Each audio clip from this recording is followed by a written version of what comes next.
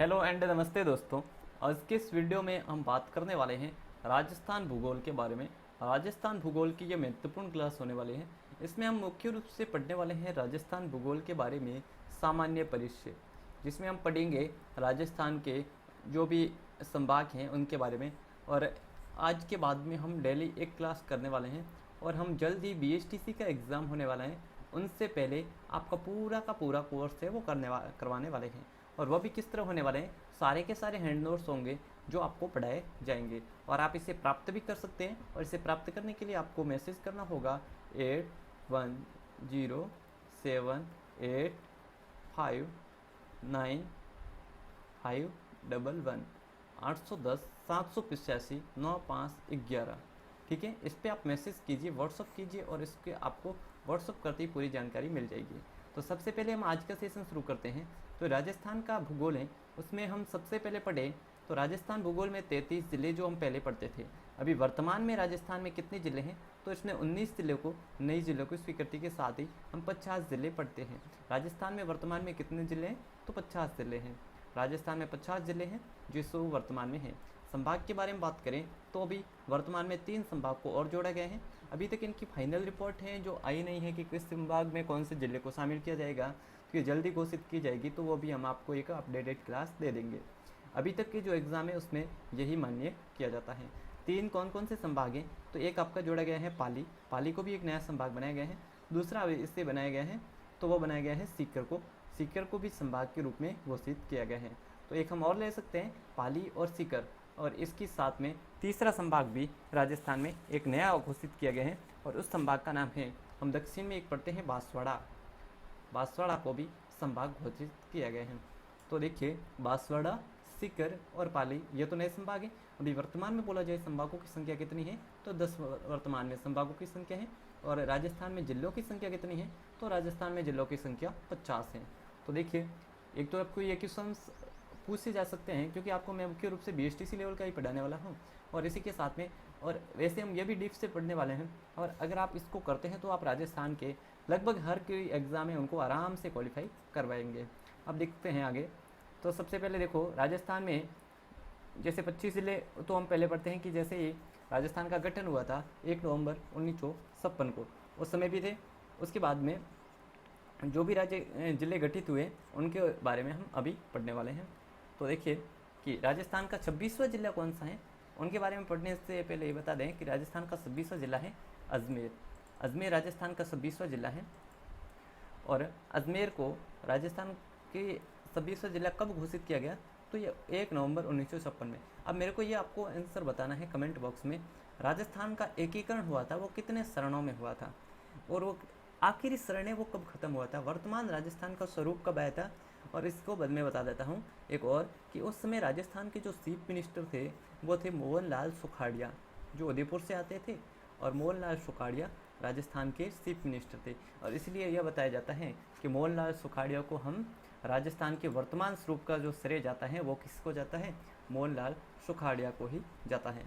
अब देखिए उसके बाद में 27वां जिला, 26वां तो हमने कौन सा पढ़ा, अजमेर हमने 26वां पढ़ा। उसके बाद में 27वां जिला आता है धौलपुर।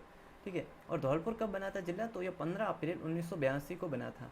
अब देखिए बीच में काफ़ी गैप था, 1956 को तो ये बन गया था और उसके बाद में वापिस कब बना, 1982 को बना था। और ये किससे अलग हुआ, भरतपुर से अलग होकर जिला बना था। अब हम बात करें आगे, तो ये 28वां जिला कौन सा बना, 26वां हमने कौन सा पढ़ा अजमेर, 27वां धौलपुर, 28वां कौन सा है, तो 28वां जिला है बारा का गठन कब किया गया था, तो 10 अप्रैल 1991 में किया गया था। 10 अप्रैल 1991 में बारा का गठन किया गया था। बारा जिला का जो किस ज़िले से अलग होकर बना था, तो कोटा से होकर बना था, कोटा से बारा अलग हुआ था। और इसके बाद में अब आपको यहाँ पर याद रखना है कि ये जो है 10 अप्रैल 1952 को 3 जिलों का गठन हुआ था, जिसे हम सामान्य रूप से याद करने के लिए ये भी पढ़ते हैं BDR। ठीक है, BDR क्या हुआ, एक तो हुआ बारा, दौसा और राजसमंद। 28वां कौन सा है, बारा, और 29वां कौन सा, दौसा, और 30वां है राजसमंद। तो राजस्थान का 28वां जिला बारा है, और 29वां है दौसा, और 30वां है राजसमंद। इन तीनों जिलों का गठन कब हुआ था, तो इनका गठन हुआ था 10 अप्रैल को, 10 अप्रैल 1991 को इनका गठन हुआ था। ये राजस्थान के, अब यहाँ आते दौसा किससे अलग होने के बना है, तो दौसा हुआ जयपुर से अलग, राजसमंद हुआ है मेवाड़ से। मेवाड़ का मुख्य रूप से हम बोलते हैं उदयपुर, उदयपुर से अलग हुआ क्योंकि राजसमंद मेवाड़ का ही भाग था, और जयपुर से अलग हुआ है दौसा। और वहीं पर कोटा किस से अलग कौन सा हुआ है, तो बारह कोटा से अलग हुआ है। अब यहाँ पे आते हैं कि हनुमानगढ़ किससे अलग हुआ है। अब आते 31वां जिला कौन सा बना है, तो ये भी आपको पता होना चाहिए 31वां जिला कौन सा बना है, हनुमानगढ़, जो हम राजस्थान के उत्तर में पड़ते हैं, जिनकी सीमा गंगानगर से भी लगती है, और वह जिला हनुमानगढ़ है। 12 जुलाई 1994 को बना है, 12 जुलाई 1994 को बना है। ये काफ़ी बार पूछा जाता है कि राजस्थान का 31वां जिले का गठन हुआ था, वो जिला कौन सा है, तब हमें बताना है हनुमानगढ़ है। और 12 जुलाई 1994 को इनका गठन हुआ था। ये किससे अलग हुआ था, तो श्री गंगानगर से। और आपको पता होना चाहिए पंजाब से राजस्थान के 2 जिलों की सीमा लगती है, और उसमें एक तो आता है श्री गंगानगर और दूसरा कौन सा आता है, हनुमानगढ़ आता है। ठीक है, तो इन दोनों की सीमा किससे लगती है, पंजाब से भी लगती है। अगला आता है करौली। करौली का गठन किस जिले के रूप में हुआ था, 32वें जिले के रूप में हुआ था। अब वो हुआ था करौली का हुआ था 19 जुलाई 1997 को हुआ था। और ये कब किस जिले से अलग हुआ था, तो सवाई माधोपुर जिले से अलग होकर इस जिले का निर्माण किया गया था। अब आगे बढ़ते हैं, तो अगला क्वेश्चन के रूप में आप देख सकते हैं कि प्रतापगढ़ जिला है, प्रतापगढ़ जिले का गठन कब किया गया था, तो इसका गठन किया गया था 26 जनवरी को। और ये काफ़ी बार पूछा गया है कि 26 जनवरी 2008 को राजस्थान के प्रतापगढ़ जिले का गठन किया गया था।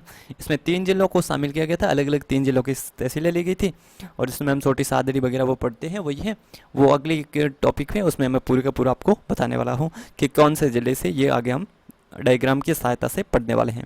अब और देखें तो इसके बारे में मैं आपको और बता देता हूँ कि प्रतापगढ़ है वो 33वां जिला बना था। उस समय राजस्थान के जो चीफ मिनिस्टर थे वो थे श्रीमती वसुंधरा राजे। वसुंधरा राजे की सरकार के समय 26 जनवरी 2008 को राजस्थान का 33वें जिले का गठन किया गया था। इसके बाद में एक और आपको याद रखना है, 33वें जिले के बाद में 19 जिलों को एक साथ में गठन किया गया था। और ये किसके द्वारा किया गया था, ये उस समय सीएम थे हमारे अभी वर्तमान के सीएम ही जो श्रीमान अशोक गहलोत के सरकार ने ये गठन किया है। अभी तक इसके बारे में विस्तृत जानकारी घोषित नहीं की गई है, तो हम उसको जैसे ही अपलोड की जाती है तो फिर हम बता देंगे। और ये नोट्स पाने के लिए आप कॉल कर सकते हैं, जो आपको पीछे वाटरमार्क के रूप में भी दिख रहे हैं, उस पर भी कर सकते हैं। और भी जानकारी के लिए भी आप उस पर कोई भी जानकारी के लिए कर सकते हैं। अब हम पढ़ने वाले हैं प्रतापगढ़ जिला है, उनकी घोषणा की गई थी। और प्रतापगढ़ जिले का क्षेत्र कहाँ कहाँ से मिलाया गया था, तो ये देख सकते हो प्रतापगढ़ का ये जो आपको मानचित्र दिख रहा है, इस प्रतापगढ़ चित्र में एक तो उदयपुर का कौन सा क्षेत्र आता है, तो धारियाबाद। एक तो उदयपुर का धारियाबाद क्षेत्र है, और दूसरा हम लेके चित्तौड़गढ़ का था, एक तो थी छोटी सादरी और अरनोद और प्रतापगढ़। अब मैं देखती नाम तो क्या रखा है, प्रतापगढ़, और ये कहाँ से मिलाया गया था, चित्तौड़गढ़ में की जो एक तहसील थी प्रतापगढ़, उनसे, और अरनोद और छोटी सादरी। इसमें आपको ये भी क्वेश्चन पूछा जा सकता है, प्रतापगढ़ के जिले निर्माण में सबसे ज़्यादा भूमिका किस जिले से ली गई थी, या किस जिले का सबसे ज़्यादा क्षेत्रफल लिया गया था, तो वो भी कौन सा आएगा, चित्तौड़गढ़ आएगा, है ना, चित्तौड़गढ़ से अधिक। और दूसरा उदयपुर भी हम ले सकते हैं, और तीसरा था पीपलखूंट है, वो किस में आता है, वो आता है बांसवाड़ा में। तो कितने जिलों की भूमिका रही, 3 की। सबसे पहला उदयपुर, ठीक है, दूसरे पे हम याद रख सकते हैं चित्तौड़गढ़, और तीसरे पे बांसवाड़ा। अब यह आता है कि बांसवाड़ा क्षेत्र के कौन सा क्षेत्र को प्रतापगढ़ में मिलाया गया था, तो हम कौन सा याद रखेंगे, पीपलखूंट। और वहीं पर इनकी सीमा भी किससे लगती है, मध्य प्रदेश से सीमा लगती है, मध्य प्रदेश से प्रतापगढ़ सीमा बनाता है। अब हम आगे बढ़ते हैं प्रतापगढ़ के इतिहास के बारे में, और प्रतापगढ़ की स्थापना किसने की है, और प्रतापगढ़ के बारे में कुछ जो विशेष जानकारी है उनके बारे में पढ़ने वाले हैं। तो देखिए प्रतापगढ़ के बारे में हम और क्या क्या याद रखना है, जो परीक्षा की दृष्टि से महत्वपूर्ण है, उनको मैंने एक ही साथ लेके आया हूँ ताकि आप आसानी से उसे याद कर पाएँ। आप देख सकते हैं, आप यहाँ पर मैंने लिखा है प्रतापगढ़, और प्रतापगढ़ के बारे में आप जैसे ही पढ़ेंगे तो प्रतापगढ़ की स्थापना किसने की थी, तो प्रतापगढ़ की स्थापना महाराव प्रताप सिंह के द्वारा की गई थी। ठीक है, इसी के साथ में जो प्रतापगढ़ का गठन किया गया था वो किस कमेटी के आधार पर किया गया था।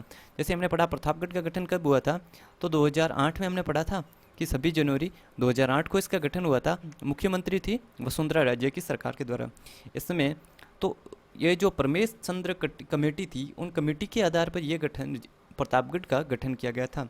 तो यह भी महत्वपूर्ण है, एक तो क्योंकि अब तक काफ़ी बार ये पूछा गया है परीक्षाओं में कि 25 जनवरी को प्रतापगढ़ का गठन तो हुआ है, और अभी अगला क्वेश्चन ये भी पूछा जा सकता है बोर्ड की ओर से कि यह गठन किस कमेटी के आधार पर हुआ है, तो ये परमेश चंद्र कमेटी थी, उनके आधार पर सभी जनवरी 2008 को इनका गठन किया गया था श्रीमती वसुंधरा राजे सरकार की ओर से।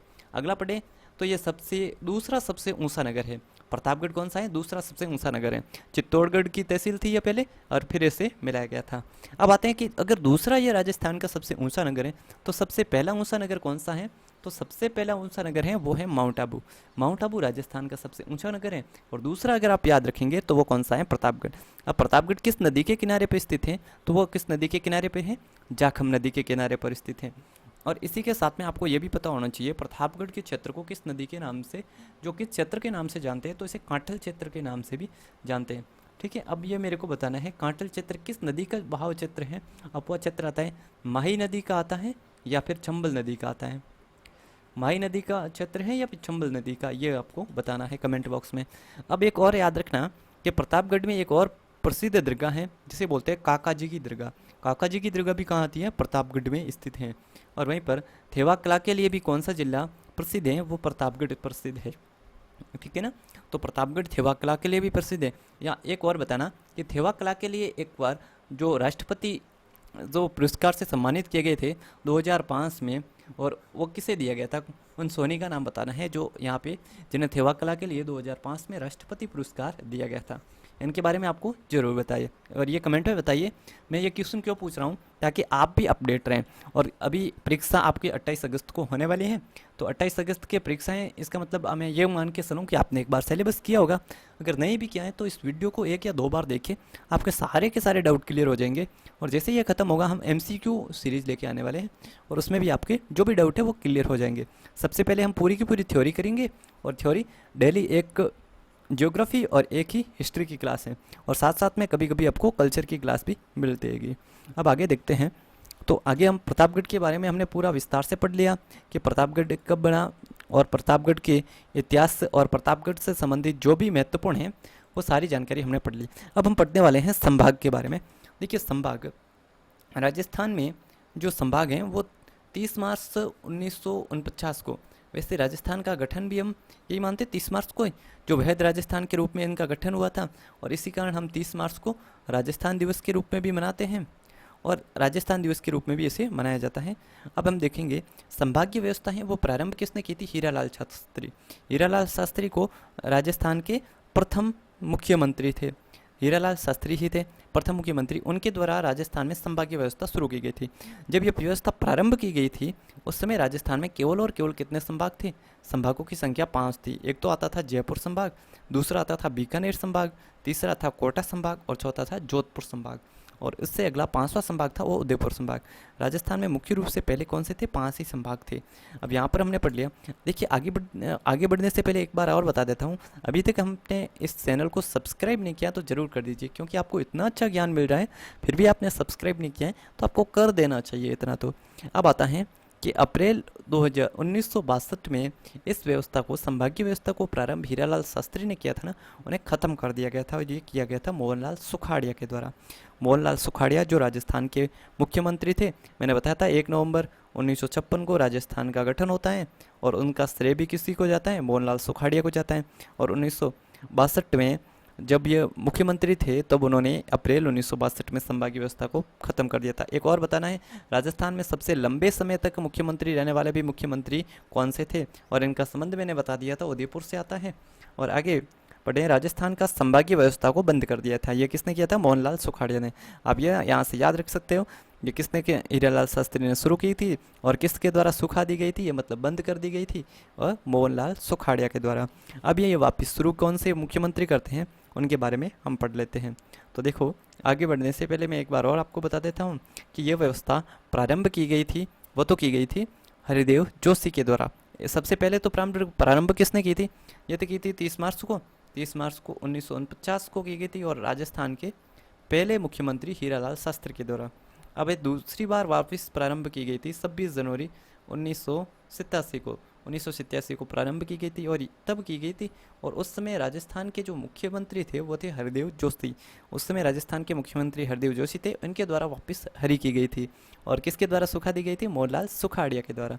और कब की गई थी आपको ये भी बताना है, अप्रैल 1962 में इसे सुखा दिया गया था, मतलब इसे बंद कर दिया गया था। और पुनः संभागीय व्यवस्था हरिदेव जोशी के द्वारा शुरू की गई थी। और ये कब की गई थी? तो 26 जनवरी 1987 को ये वापस शुरू की गई थी। अब आते हैं, राजस्थान में 5 संभाग हैं और तो वो पहले से भी थे, हमने पढ़ा 5 संभाग। तो अब एक नया संभाग जोड़ा अजमेर, और अजमेर को एक नया संभाग जोड़ा था। ये भी किसने जोड़ा था? हरदेव जोशी ने जोड़ा था। और ये कब जोड़ा था? तो ये भी जोड़ा था 26 जनवरी को और 1987 को जोड़ा था। जब इन्होंने हरदेव जोशी ने शुरू की गई थी तो उन्होंने अपने इसी के साथ में एक और नया संभाग भी जोड़ा, वो था अजमेर संभाग। अब इस जो राजस्थान का 4 जून 2005 को मुख्यमंत्री वसुंधरा राजे सिंधिया ने के काल में राजस्थान का 7वां संभाग एवं नवीनतम संभाग भरतपुर बना। ये उस समय बना था 4 जून 2005 में। अभी वर्तमान में मैंने बता दिया 10 संभाग हैं, 3 और बन गए, एक तो सीकर बन गया, एक बांसवाड़ा बन गया और एक पाली बन गया, ये 3। और इससे पहले 7 ही थे, और वह 7वां कौन सा था? वो था भरतपुर। भरतपुर कब बना था? ये आपको कई बार पूछा गया है, तो ये याद होना चाहिए। भरतपुर संभाग का गठन 4 जून को किया गया था और 4 जून 2005 को। और इस समय भी कौन थी?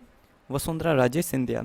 और अभी वर्तमान में 3 संभाग बने, ये अशोक गहलोत के शासनकाल में बने और उस समय बने थे वसुंधरा राज्य के शासनकाल में।